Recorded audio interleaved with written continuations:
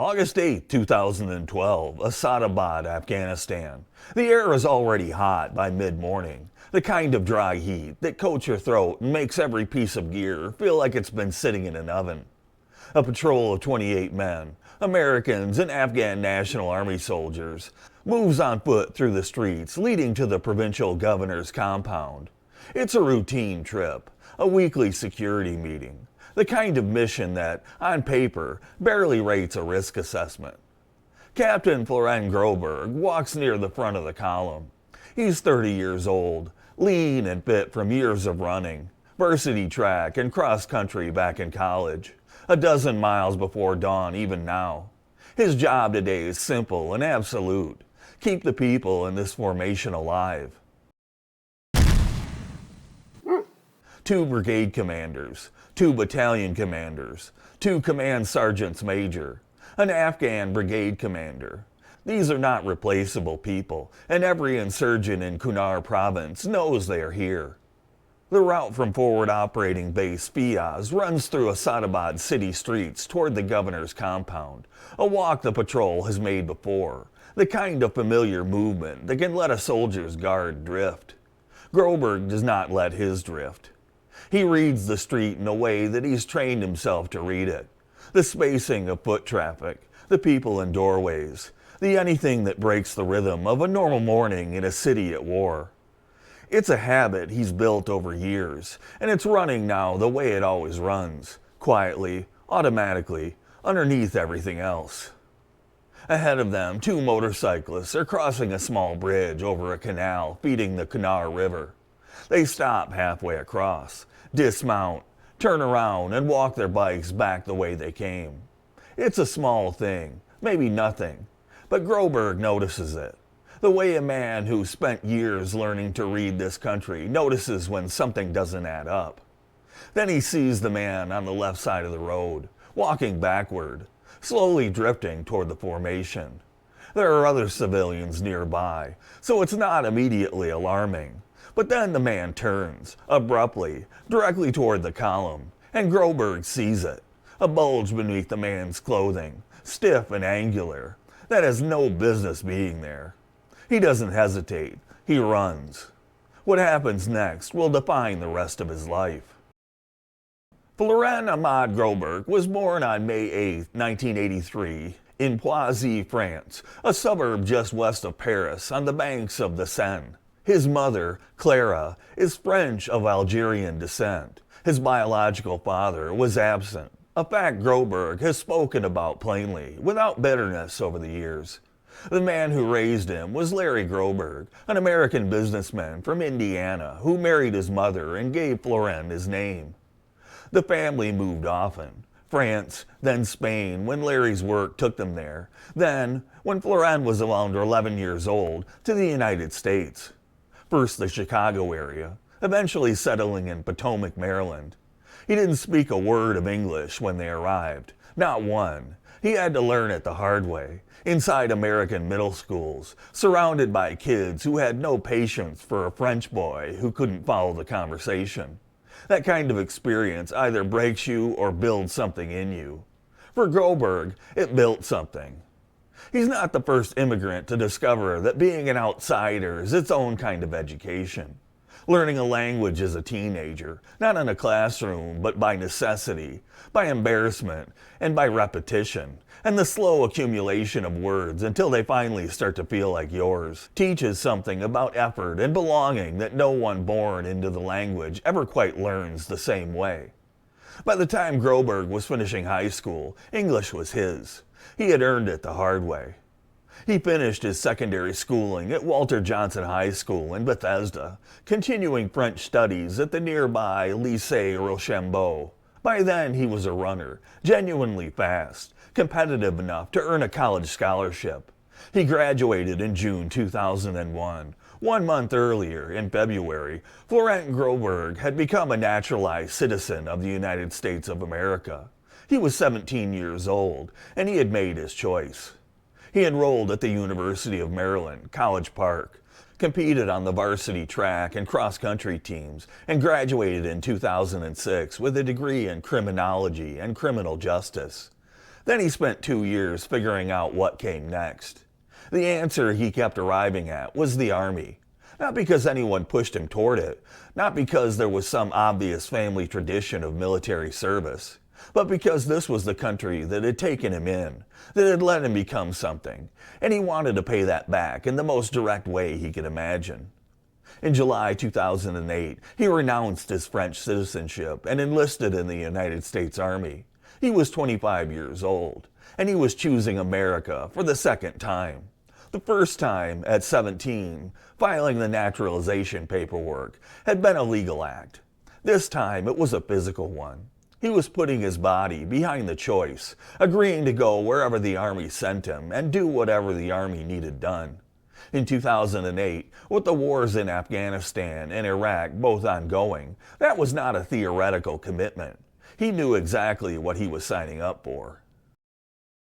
Officer Candidate School at Fort Benning, Georgia, was where the Army found out what Groberg was made of. After OCS, he moved through the Infantry Officer Basic Course, the Mechanized Leaders Course, Airborne School, and finally Ranger School, one of the hardest training pipelines the United States military runs. Ranger School is a 61-day course designed not just to teach infantry tactics, but to strip a man down and find out what he does when he's cold, hungry, sleep-deprived, and given one more impossible task. A lot of officers don't make it through. Groberg did.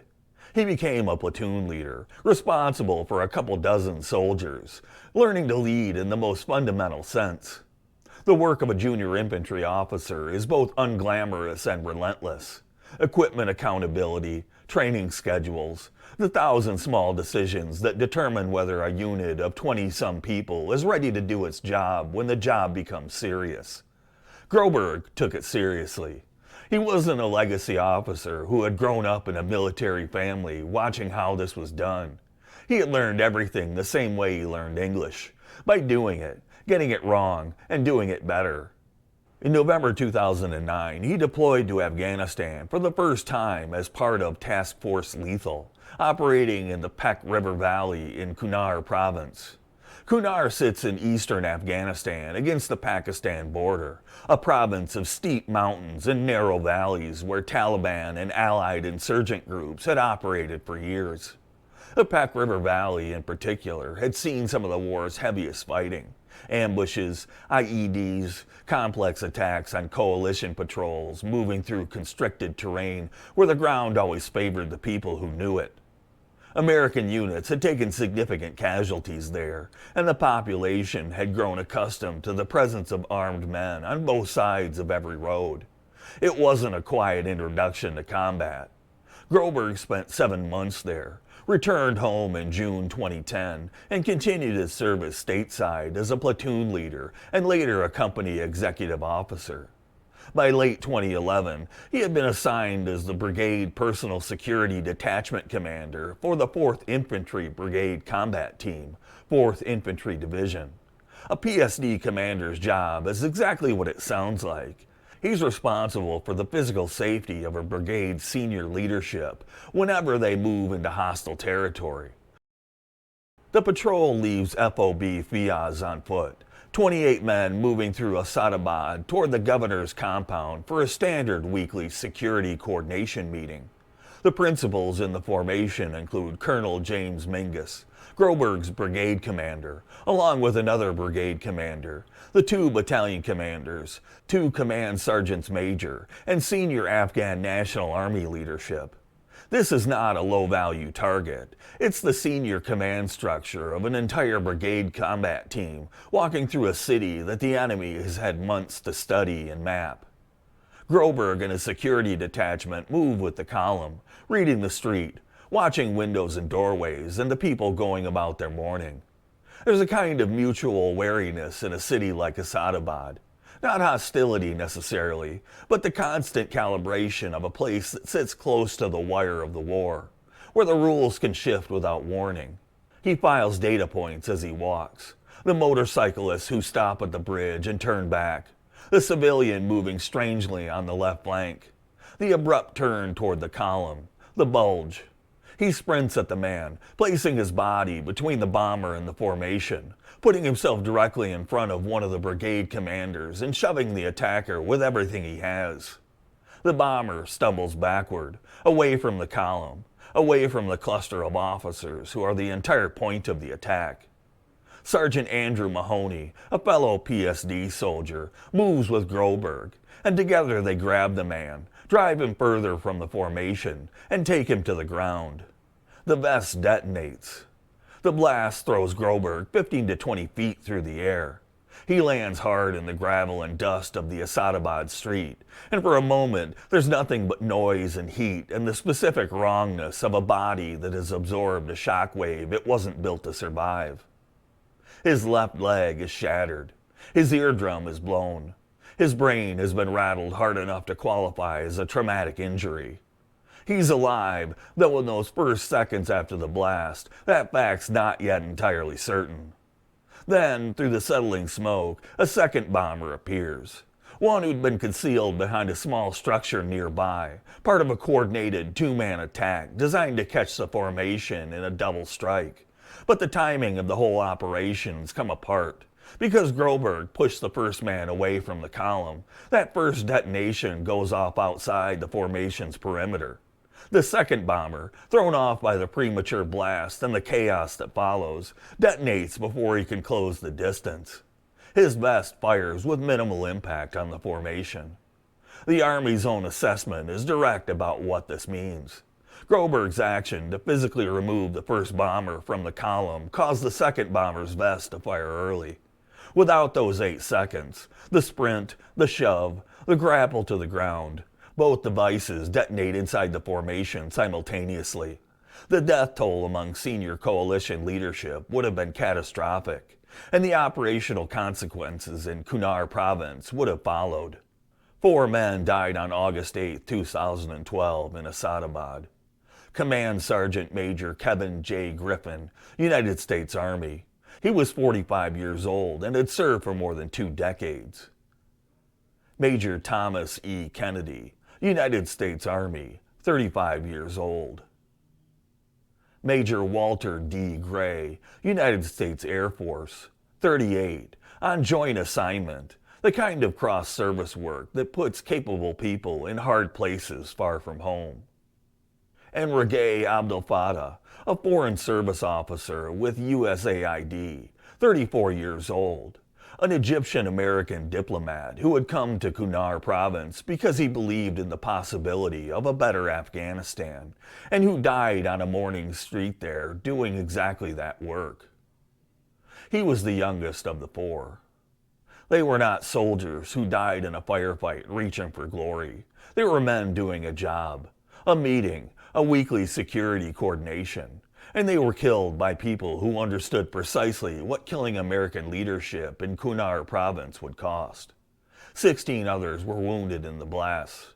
Groberg himself lost 45 to 50% of the muscle in his left calf, blew an eardrum, and sustained a traumatic brain injury. He was evacuated from FOB Fiaz on a stretcher and would not walk out of Afghanistan under his own power. Years later, when asked what went through his mind in those 8 seconds, Groberg's answer was simple: nothing. Not a conscious calculation, not heroism as a deliberate choice. Just the body doing what training and instinct told it to do, and what the deepest part of him knew was the only available option. He saw what was happening, and he moved toward it. Groberg arrived at Walter Reed National Military Medical Center in August 2012. He would not leave until May 2015, nearly 3 years. By the time he was medically retired from the Army as a captain on July 23, 2015, he had undergone more than 30 surgeries, most of them on that left leg, the one that absorbed the bulk of the blast, the one that Army surgeons worked on again and again, trying to rebuild function from tissue and nerves that the explosion had simply destroyed. Walter Reed during the Afghanistan and Iraq wars carried a particular weight. Men and women broken in distant places being put back together as carefully as possible. Families who had flown in from across the country. The long hours that filled a space between procedures. Groberg lived inside that for nearly 3 years. It's a long time to be dependent, a long time to be in pain, a long time to carry the gap between what your body was and what it is. There's a specific kind of waiting that fills a long recovery, the space between surgeries when you're not in acute pain, but not well either, and when you have nothing to do but think. Groberg thought about the 4 men who died. He thought about their families, the knock on the door, the rest of a life shaped by a single morning in Kunar province. He thought about the others in the formation who were wounded and working through their own recoveries down the hall. The question that follows every combat survivor, why me and not them, doesn't resolve itself through willpower or the passage of time. It just keeps asking. What Groberg found, eventually, was purpose inside that question rather than paralysis. He couldn't give Kevin Griffin his life back, or Tom Kennedy, or Walt Gray, or Regé Abdel Fattah. What he could do was carry them forward, make sure that when people talked about Asadabad, they heard those 4 names. Make sure that the medal, when it came, was understood to belong to more than the one man holding it.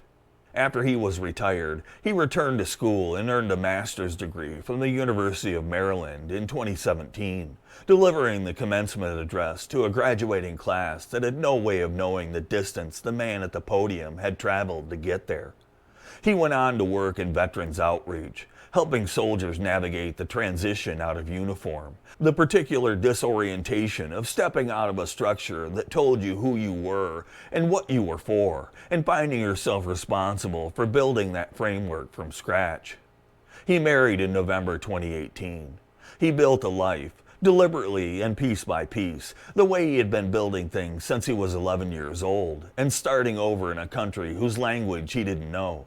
Not because any of it was easy, but because the alternative, stopping, collapsing inward, letting the weight of August 8th be the last thing he ever added to his story, was not something he was willing to accept. On November 12, 2015, President Barack Obama placed the Medal of Honor around Florent Groberg's neck at a ceremony at the White House. He became the 19th recipient of the Medal of Honor for service in Afghanistan and the 10th living recipient at the time of the ceremony. But there is one distinction that belongs to him alone, and it deserves structural weight rather than a passing mention. Florent Groberg was the first foreign-born recipient of the Medal of Honor since the Vietnam War, the first immigrant to receive the country's highest military honor in more than 40 years. A man born in the suburbs of Paris, raised partly in Spain, who arrived in Maryland at 11 without a word of English, who chose American citizenship at 17 and the United States Army at 25, became the most decorated military figure the country had produced in over a decade of conflict. There is a real weight in that fact, not as a talking point, but as a statement about what this country is supposed to be and what, in Groberg's case, it actually was. At the ceremony, Groberg deflected the weight of the medal the way he has in every public appearance since. He's said more than once that it doesn't belong to him, that he's, in his own words, just the courier, a simple guy proud to be part of a team. He names the 4 men who didn't come home. He names the soldiers who kept fighting after the blast while he was lying in the street. He names Sergeant Andrew Mahoney, who moved with him when it counted. The medal, in his telling, has always been plural. That framing is not false modesty. It's a deliberate act of memory. Groberg understood from the moment the call came from the White House that accepting a singular honor for what was, by his own account, a collective act of service carried a responsibility. He'd watched the way Medal of Honor stories sometimes collapse into a single biography, a single name, a single moment pulled from its context. He wasn't going to let that happen to Griffin and Kennedy and Gray and Abdel Fattah. The only currency he had for honoring them was his own voice, and every time he stood at a podium or sat for an interview, he spent it the same way. He went back to Afghanistan at Christmas 2015 and visited FOB Fenty, the base outside Jalalabad. His first stop was the memorial at the entrance, where the names of Kevin Griffin, Thomas Kennedy, Walter Gray, and Rage Abdel Fattah are engraved in stone. He stood there for a while.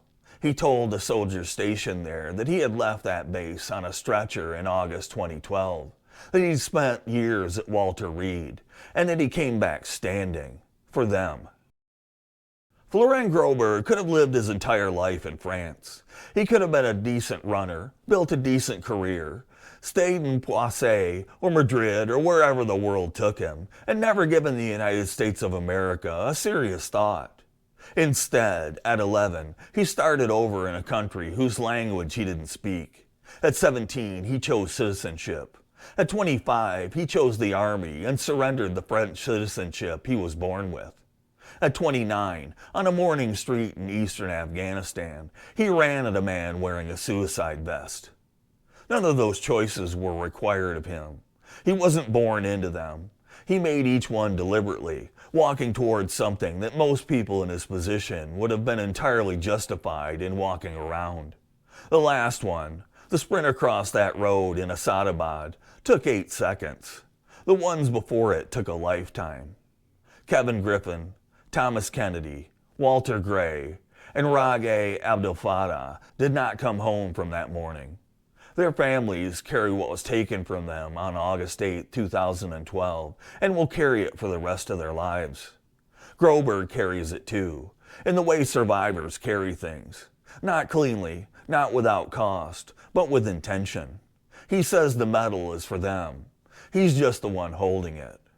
What his story actually is, underneath the citation language and the White House ceremony and the title of first foreign-born recipient in 40 years, is the story of a man who chose a country and then proved what that choice meant when it was the hardest possible moment to prove it. That doesn't happen by accident. That's a life built toward something, without ever knowing in advance what you are building toward. I'm Dave. Thanks for watching. If this kind of story matters to you, hit subscribe and leave a comment. I want to know which story I should tell next. I'll see you then. Oh, Dave.